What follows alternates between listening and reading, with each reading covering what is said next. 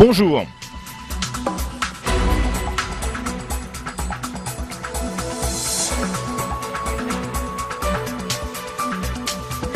Bonjour à toutes, bonjour à tous. Richard Finikian pour vous présenter la nouvelle édition du club Ararat TV Radio Dialogue.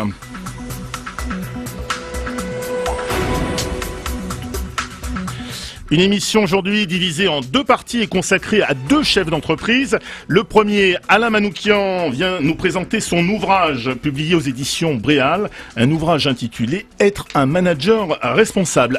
Alain Manoukian, bonjour. Bonjour. Le second, Boris Boyadjian, est l'organisateur d'un salon qui a toujours beaucoup de succès à Marseille. En effet, les files sont longues pour pénétrer dans le sein des amateurs de chocolat, le lieu magique où coulent les fontaines à chocolat.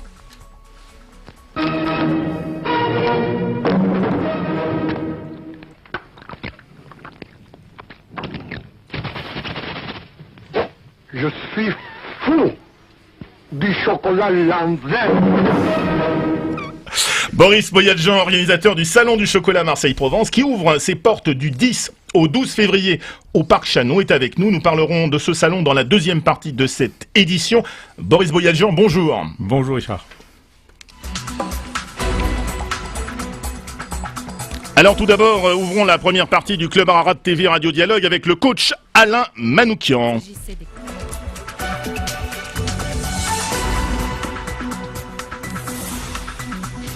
On écoute Alain Manoukian.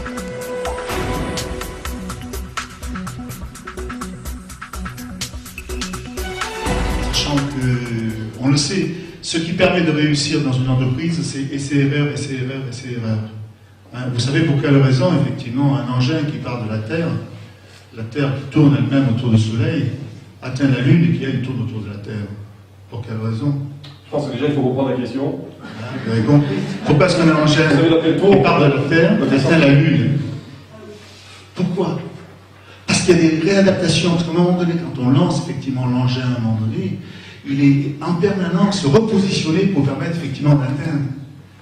Donc, le tout, c'est d'arriver par petits pas à pas, à se repositionner en permanence, suivant ce qu'on appelle jargon roue de Deming, roue du progrès, qui permet effectivement de faire, d'analyser, de faire et de se réajuster. Merci patron, merci patron, quel plaisir de travailler pour vous, on est heureux comme des fous. Alors vous entendiez la voix d'Alain Manoukian. Alain Manoukian, rien à voir avec notre ami André de la Nouvelle Star ou le célèbre styliste, l'autre Alain Manoukian de la mode. Il s'agit d'Alain Manoukian, consultant. Alain Manoukian, vous êtes ce que l'on appelle un coach. Vous dirigez le cabinet Croissance et Coaching à Aix-en-Provence. Le titre de votre livre d'emblée surprend, Manager responsable. Alors, on a l'impression qu'il s'agit d'un pléonasme. Oui, on pourrait avoir l'impression qu'il s'agit d'un pléonasme. En fait, mon parcours m'a amené au cours de ces 30 dernières années à m'apercevoir que le manager n'était pas entièrement responsable. Donc la volonté d'insister sur ce vocable de responsabilité qu'on entend beaucoup aujourd'hui, associé à la responsabilité sociétale et sociale de l'entreprise. Mais qu'est-ce que c'est qu'un manager qui est responsable ? Voilà, donc j'ai voulu effectivement insister sur cette partie-là. Alors certains pourraient dire, encore un livre sur le management. Quelle est la particularité de votre ouvrage? Comment et pourquoi se distingue-t-il des autres ouvrages sur le management? Il se distingue dans le sens où il donne des clés de lecture différenciées qui s'appuient sur le côté responsabilité du manager qui doit faire effectivement du profit. Et lorsque je rencontre des chefs d'entreprise depuis maintenant 10 ans dans mon activité d'accompagnement à la conduite du changement, je m'aperçois que nous sommes essentiellement appelés sur le profit. Or, miser essentiellement sur le profit, à mon sens, ce n'est pas entièrement ce qu'il faut faire. C'est vrai que sur le court terme, ça rapporte. Il faut aussi agir sur le côté humain et relationnel. Et en ce sens, j'ai peu trouvé d'ouvrages qui traitaient de cette question-là par des managers ou des dirigeants qui sont aujourd'hui en poste et qui appréhendaient les deux. Alors, quand nous parlons de management, il est en réalité possible de distinguer 3 niveaux de management. Détaillez-nous un peu ces 3 niveaux et dites-nous comment votre méthodologie va-t-elle les aider à chaque degré à devenir des vrais leaders responsables. Mais dans un premier temps, ce dont je me suis aperçu, c'est que ce soit des techniciens, des employés, des ingénieurs, des commerciaux, lorsque les personnes montaient d'un cran en responsabilité, ils avaient peu de méthodologie d'approche managériale. Je reçois beaucoup de managers dans mon cabinet qui sont un peu décontenancés, qui sont peu ou pas accompagnés et qui découvrent les choses comme ceci. Et ce premier niveau de responsabilité, qui sont les managers de proximité, sont un peu laissés pour compte. Ils sont étirés entre la base et le patron. Et on peut d'outils. Donc ce que j'ai voulu dire à un moment donné, c'est fournir des outils opérationnels. Le deuxième niveau, ce sont les managers. On a beau être manager, mais effectivement, gravir un échelon supplémentaire, ça demande une conduite de changement. Et comment je me positionne par rapport à l'environnement. Et le troisième niveau, ou au-dessus encore, c'est le rôle de patron de sa propre entreprise, de chef d'entreprise. Et les chefs d'entreprise aujourd'hui ont réellement une vraie responsabilité pour faire en sorte que ça change à l'intérieur de l'entreprise. Et ce niveau-là, aujourd'hui, n'a pas forcément pris conscience, effectivement, d'un changement de paradigme à opérer. Quelle définition vous donneriez du coaching? Alors, le coaching, en fait, s'inscrit à côté de la formation et à côté du conseil. Au même titre qu'en conseil, on va donner des outils, des orientations et préconisations. En formation, on va donner des outils, on va faire travailler. Le coaching, lui, c'est aider à réaliser un objectif bien précis pour le chef d'entreprise face à la complexité du monde. Le monde évolue en permanence et le fait d'avoir un miroir derrière soi ou à côté de soi, que ce soit pour l'équipe, pour l'organisation ou pour la personne, permet de voir un petit peu plus clair. On est pénétré de façon de voir les choses, d'a priori, de préjugés, et nous sommes simplement là pour éclairer le chef d'entreprise, pour lui ouvrir des champs du possible qu'il n'aurait pas forcément, qui sont aujourd'hui réservés encore à quelques chefs d'entreprise qui l'acceptent, mais c'est accompagner effectivement une conduite du changement, accompagner un éclairage. Alors vous dites qu'en plus des aspects économiques et environnementaux, la véritable richesse de l'entreprise, ce sont les femmes et les hommes qui la composent. Oui, on s'aperçoit que dans ce domaine-là, les hommes, en fait, il y a un double langage que j'ai vécu et que je vis. C'est ce qu'on dit assez régulièrement, les femmes et les hommes qui la composent. On parle de l'humain, on parle de la reconnaissance, on parle de la motivation, on parle de ce genre de notions, mais en fait, c'est un double langage qui apparaît, qui transparaît des fois dans les valeurs. C'est-à-dire qu'on voit des valeurs effectivement qui sont affichées sur les beaux murs de l'entreprise et qui ne sont pas suivies par une exemplarité du chef d'entreprise et par des managers. Et ces hommes et ces femmes ont besoin d'être respectés. C'est même plus un besoin, c'est une nécessité pour le chef d'entreprise pour faire en sorte effectivement que ce côté reconnaissance soit effectif aujourd'hui. Alors vous dites aussi qu'il y a 13 millions de jeunes qui vont bientôt arriver sur le marché, qu'ils ont une autre perception du management et qu'ils réclament, ces jeunes, un management différent, un management basé sur l'authenticité. Alors c'est quoi un management basé sur l'authenticité? Comment cela se concrétise au quotidien? Oui, pour revenir sur ce que vous disiez, effectivement, il y a 13 millions de générations Y qui sont nées en 1974 et 1998, qui sont des personnes qui vont nous bousculer, qui vont vraiment nous confronter, qui vont nous plaquer au mur pour certains. Et je dialoguais avec un chef d'entreprise sur Paris la semaine dernière qui me disait effectivement le management je l'ai appris grâce à mon père, je l'ai appris grâce à mon chien qui m'a fait évoluer et je l'ai surtout appris face à mes ados et à mes ados qui arrivent sur le marché parce qu'ils nous confrontent. Et ces gens-là veulent de l'immédiateté, ils veulent de la proximité, ils veulent de la différence. Et si on change pas son style de management, une entreprise va aller effectivement au mur. On voit effectivement les difficultés qu'il y a. Ils ont un paradigme différent. Il va falloir se remettre en question. Et c'est une bonne façon, à mon avis. Alors, face au marché asiatique, vous dites qu'il faut être innovant. Si on veut encore être là demain, l'innovation est-ce valable et possible pour tous les secteurs d'activité? Je pense qu'elle est possible. Hein. Vous savez, Michel Crozier a dit à un moment donné, on ne motive pas les gens, pas plus qu'on les engage. On leur crée seulement des conditions permettant effectivement de faire en sorte que cela soit possible. Donc il faut créer les conditions de l'innovation à tous les niveaux. Si le chef d'entreprise crée les conditions de l'innovation, c'est tout à fait envisageable, que ce soit dans les secteurs de nouvelles technologies ou dans les secteurs de la mode ou du chocolat, ce qu'on va évoquer. Puisque j'accompagne notamment Tanguy Roland, c'est puisqu'on fait la jonction, effectivement, dans ce secteur-là, il faut innover en permanence, il faut un chocolat, effectivement, par an. Je pense qu'il faut effectivement innover en permanence, et c'est possible si le chef d'entreprise l'autorise. Alors vous aimez l'image du bateau également, le côté skipper, vous comparez la barre du bateau avec la barre de responsabilité du manager, vous dites que sur un bateau, il y a un vrai esprit d'équipe, comme dans une entreprise. comme il devrait y avoir en entreprise. Il devrait y avoir. Il Oui. devrait y avoir en entreprise, effectivement. Le même état d'esprit. Il y a un état d'esprit effectivement qui est comparable. J'aime bien effectivement le bateau, j'en fais quelques fois. C'est vrai que lorsqu'on est sur une régate sur un bateau, on sait quel est son poste, son attribution, et la façon de skipper aussi est importante, au même titre que la façon d'orienter l'entreprise. C'est vrai que là aussi, la place doit être laissée aux collaborateurs qui doivent avoir une vraie délégation, une vraie responsabilité. J'ai écrit dans une newsletter il y a pas très longtemps effectivement qu'une entreprise sur Lyon, Techné, avait laissé une opportunité extraordinaire sur le plan de la reconnaissance, de l'humanité, pour que chacun des collaborateurs se retrouve. Et là, il y a un vrai esprit d'équipe. Il y a une régulation, même une autorégulation entre ses membres. Chaque membre, effectivement, dit effectivement ce qu'il doit faire et comment il le faire. Et si toutefois un des membres ne le fait pas, ben, ils se recadrent entre eux. C'est ça que c'est absolument fabuleux, sans forcément que le PDG intervienne, sans que le manager intervienne. Donc, à quoi sert le manager? Mais effectivement, il est là pour créer les conditions pour permettre effectivement que la chose se fasse. Alors vous dites également que ce qui manque le plus dans l'entreprise, c'est de donner du sens aux choses. Ça aussi, c'est un sujet.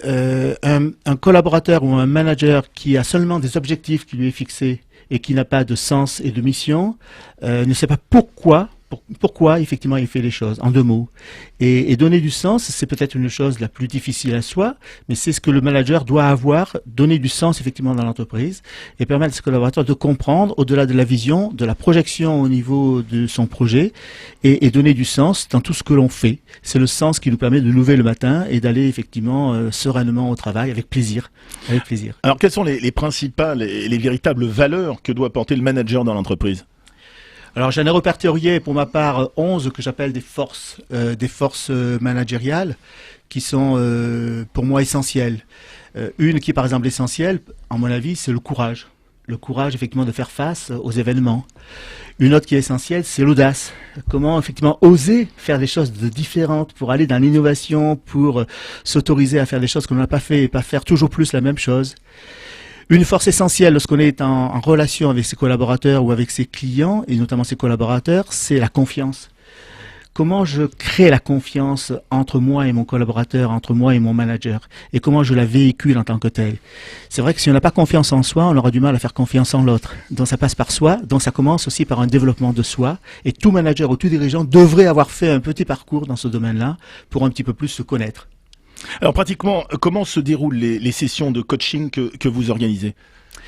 Alors, elle se déroule très simplement. Combien de temps dure-t-elle? Ça dure à peu près, c'est sur une base de 10 sessions qui sont réparties en moyenne sur 2 heures de session de temps, pendant lequel le chef d'entreprise et moi-même, ou le manager ou le dirigeant, nous nous fixons un certain nombre d'objectifs opérationnels. Et durant ces 2 heures, on va travailler ensemble pour faire en sorte de faire apparaître les clés de succès ou d'insuccès qui font qu'il patine ou il avance. Donc, ce sont des sessions qui sont réparties sur à peu près entre 6 et 9 mois. 2 heures, à passer à peu près de 15 jours en moyenne sur chacune des sessions. Et c'est un élément vraiment excessivement opérationnel et pragmatique qui sert énormément le chef d'entreprise s'il a le courage de s'engager là-dedans, parce qu'il faut avoir le courage de le faire aussi. Alors votre ouvrage, Alain Manoukian, s'adresse à qui? Aux étudiants, aux jeunes cadres en activité qui se demandent un peu ce que c'est que le management? Oui, j'ai voulu le faire à différents niveaux. C'est à la fois un ouvrage opérationnel avec des exemples précis d'outils managériaux, de méthodes managériales. C'est aussi des exemples de toutes les situations que j'ai vécues, moi, pendant 25 ans dans l'entreprise, puisque j'ai vécu ça de l'intérieur d'une certaine façon, parce que j'en suis rentré pour des compétences, j'en suis sorti à cause des valeurs qui ne correspondaient pas à ce que je souhaitais. C'est pour ça que j'ai souhaité mener ma barque de ma façon depuis 10 ans. Il s'adresse à des commerciaux, des étudiants qui sont en fin de cycle, qui veulent comprendre ce que c'est que le management, à des ingénieurs ou à des techniciens qui veulent évoluer la fonction managériale, voire à des dirigeants qui veulent réfléchir sur leur façon d'appréhender le management dans un management situationnel, comment il se comporte, comment il démontre. L'important, c'est pas ce que l'on dit faire, c'est ce que l'on fait.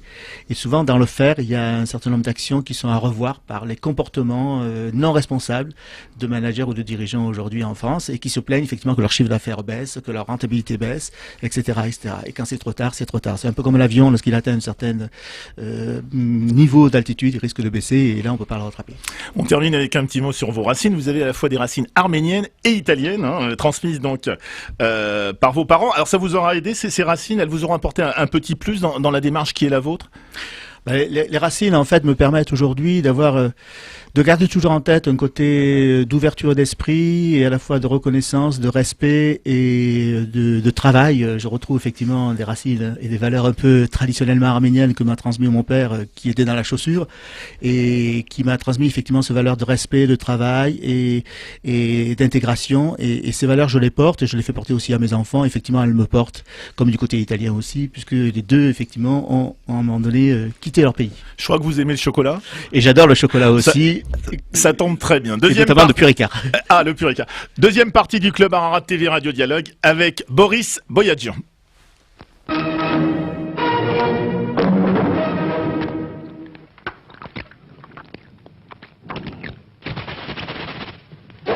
Je suis fou du chocolat Lanvin. Le salon du chocolat Marseille-Provence vous ouvre ses portes du 10 au 12 février au Parc Chano. Son organisateur est avec nous, Boris Boyadjian. On se souvient, pour certains d'entre nous, de la pub Lanvin que nous venons d'entendre avec Salvador Dali. Boris Boyadjian, première question. Est-ce que Dali avait raison? Le chocolat rend-il vraiment fou? Alors, je sais pas s'il rend fou, mais quand on voit les queues hallucinantes qu'il y a à l'entrée du salon, on se dit en tous les cas que c'est un formidable enthousiasme de la part du public, de tout le monde. Et c'est un marché qui ne cesse de croître, bien que ça ait été découvert au temps des Aztèques et que ça soit très vieux. Alors après Paris, New York, Tokyo, Shanghai, Moscou, le salon du chocolat s'est installé en Provence en 2010. Ni pour l'OM, effectivement, ni pour la Fiesta des Suds, ni pour un concert d'ACDC. Jamais file d'attente n'avait été aussi longue que celle qui s'est formée au Parc Chano pour le dernier jour du salon du chocolat. Voilà ce que titrait la Provence dans son édition du 19 février 2010. 24 394 visiteurs, vous me corrigez si je me trompe, en 2010. Et en 2011, 27 302. C'est pas mal. Le succès attire le succès. Cette année, les files d'attente seront aussi longues que les années précédentes. Boris Boyadjian. Écoutez, je viens d'écouter Alain Manoukian. Donc, si le chiffre d'affaires ne baisse pas et si les managers sont responsables et qu'on a bien fait notre travail, on devrait avoir des files d'attente, j'espère, encore plus longues, puisqu'on travaille toujours le contenu pour attirer de plus en plus de public. Et dans tous les cas, quoi qu'il en soit, le chocolat, c'est un produit magique et formidable. Et on dit que sur 3 personnes, il y en a 2 qui disent avouer aimer le chocolat, et le 3e est un menteur. Alors justement, essayons un peu de percer ce mystère, essayons d'éclaircir un peu tout ce qui entoure la dégustation du chocolat. Suite à la consommation de chocolat, nous ressentons donc de la satisfaction, plus ou moins de plaisir grâce à 2 molécules, la théobromine et la péniléthylamine, qui seraient donc responsables de cette sensation. Elles influent en fait sur notre système nerveux, c'est ça. Alors pourquoi donc, est-ce que c'est intéressant de vendre un produit qui procure du plaisir comme ça ? Et moi, je suis pas chimiste, mais en tout cas, quand je mange du chocolat, effectivement, je me sens bien. C'est un plaisir coupable. J'ai pas l'impression que ça fasse plus grossir que ça. Et en tous les cas, il en existe des variétés hallucinantes. Et comme je l'ai dit tout à l'heure, tout le monde aime le chocolat, ou en tout cas, presque tout le monde aime le chocolat. Et ce qui est extraordinaire... Mais ça passe par le circuit de la récompense, c'est cela dans le cerveau, je crois. À travers l'activation de nos neurones, c'est le circuit de la récompense du cerveau qui serait mis en branle, si on peut dire. Je sais pas si c'est le circuit de la récompense du cerveau, mais en tout cas, il y a plein d'aspects. C'est d'ailleurs pour ça qu'on fait plein d'animations, notamment des défilés. C'est que c'est esthétique, c'est gustatif, et c'est une matière noble qui d'ailleurs se sculpte, qui brille, et qui a des aspects assez extraordinaire. Et donc c'est pour cela on parlait d'innovation tout à l'heure, c'est pour ça que c'est un métier qui est extraordinaire, chocolatier, puisque c'était à l'époque quand même une sous-catégorie de pâtissier. Et il existe maintenant des chocolatiers fabuleux qui n'ont cessé d'innover, d'introduire le design. Et c'est pour ça qu'on fait des robes en chocolat, parce qu'a priori, une robe en chocolat, personne ne va aller la porter, c'est pas extraordinaire.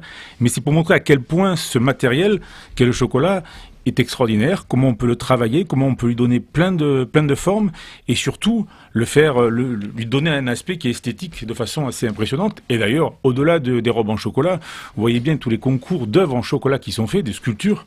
Ça fait appel à plein de qualités artistiques. Et c'est en ce sens que je pense que le chocolat, par plein des aspects, est assez extraordinaire au niveau de l'impact qu'il a sur le public et sur tout le monde.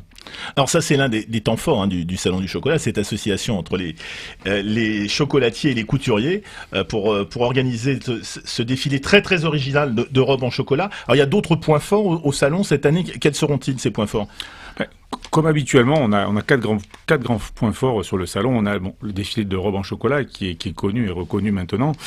On associe chaque année, en tout cas, des créateurs régionaux pour ce qui est de l'édition de Marseille avec nos chocolatiers. Mais on a également les démonstrations de chefs. Alors, les chefs, ça peut être des chefs cuisiniers, puisque cette année, on aura Jean-Marc Banzo.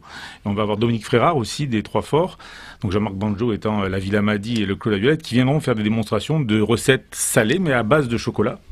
On a également une première dans les Bouches-du-Rhône, c'est que il existe seulement 12 maîtres MOF chocolatiers en France.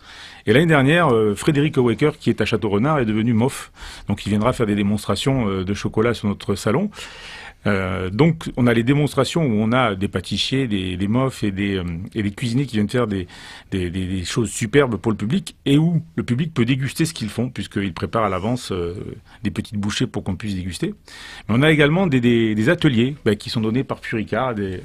Puricard va mettre en place des ateliers où chacun peut prendre un atelier pendant 1 heure, 2 heures, être avec le maître chocolatier de la chocolaterie de Puricard et apprendre une recette. Ça peut être faire des truffes au chocolat ou d'autres desserts qu'ils vont imaginer pour l'occasion.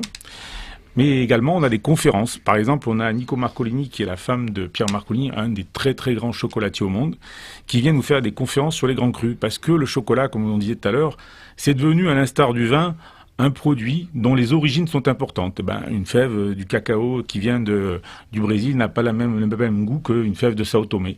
Et donc, Nico Marcolini, par exemple, va vous faire déguster ces fèves et vous faire vous sensibiliser à la différence de goût qu'il puisse y avoir entre ces différents chocolats. Donc, plein d'animations. J'en oublie encore, oui, on a cette année un homme extraordinaire que je suis allé chercher à Embrun, qui est Luc Carrier. Alors, Luc Carrier, c'est un homme immensément humble, très timide, mais en revanche, on l'appelle le Picasso du chocolat. C'est quelqu'un qui apprend à l'école du chocolat à Grand Valrhona à faire des constructions, des sculptures en chocolat. Il a imaginé toute une technique pour faire ça, et il va nous faire 3 grandes œuvres d'1,50 m de long chacune.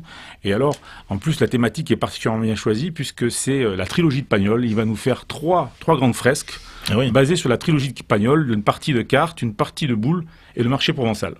Et donc, ça sera une performance en live, puisqu'on le verra faire ça directement sur le salon. Alors, il préparera un peu à l'avance ces œuvres, mais elles seront faites sur le salon. Donc, plein de choses sur le salon qui vont cette année être innovantes. Comme on disait tout à l'heure, on cherche chaque année à enrichir le contenu pour être des managers responsables. Alors, quelle est la recette à base de chocolat la plus originale que vous connaissez à travers tout ce que vous avez vu pour l'organisation de ce salon? Là, c'est une question piège, Richard. Des recettes au chocolat originales, en tout cas celles qui me font le plus, on va dire, qui me surprennent le plus sont celles de la chocolaterie du Panier, puisqu'elle associe du fromage au chocolat, du Ricard au chocolat, et la chocolaterie du Panier qui est célèbre à Marseille, elle est quand même elle a ce côté artisanal extraordinaire où elle cherche, elle innove, elle fait des choses que les autres ne font pas. Pour autant, en restant toujours artisanale et en ayant la queue devant chez elle, sans avoir cherché à industrialiser son chocolat. C'est ce qui fait la beauté d'ailleurs de tous ces artisans, c'est que chaque artisan a ses propres recettes et fait ses propres alchimies. C'est ce qui le différencie du chocolat industriel que l'on consomme en masse effectivement, mais qui est différent de ce chocolat artisanal, qui est assez surprenant quand on essaye de regarder un peu ce qui se fait et ce qui se fait pas. Oui, puis alors la question traditionnelle, quel est le meilleur chocolat? Est-ce le chocolat noir ou le chocolat au lait? Que disent les puristes à ce niveau-là? Les puristes diront que le chocolat au lait n'est pas un chocolat. C'est pas un chocolat. Mais non, de toute façon, le meilleur chocolat, c'est celui que vous préférez. Hein. Quand vous allez chez un grand chocolatier, vous avez des chocolats au lait, et ils sont divins à tomber par terre. Et même moi qui aime le chocolat noir, quand je vais dans certains chocolatiers, il faut savoir que le chocolat au lait est extraordinaire. Alain Manoukian, noir ou au lait?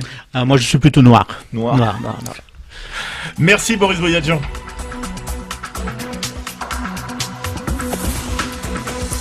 Voilà, c'est la fin de cette émission. Merci à Alain Manoukian et à Boris Boyadjian d'avoir participé à cette émission. Pour retrouver les principales informations de cette émission, vous pouvez vous rendre sur les sites suivants. Vous retrouverez Alain Manoukian venu nous présenter son ouvrage publié aux éditions Bréal, Être un manager responsable, sur son site www.croissancecoaching.com. Et pour tout savoir sur le salon du chocolat Marseille-Provence de Boris Boyadjian et de Jean-Pierre Ben Saïd, tout à fait, qui est avec vous sur ce salon, qui ouvre, je le rappelle, qui ouvrira ses portes du 10 au 12 février au Parc Chanot. Rendez-vous sur le site www.fou-de-chocolat.com. C'est bien cela ? C'est cela.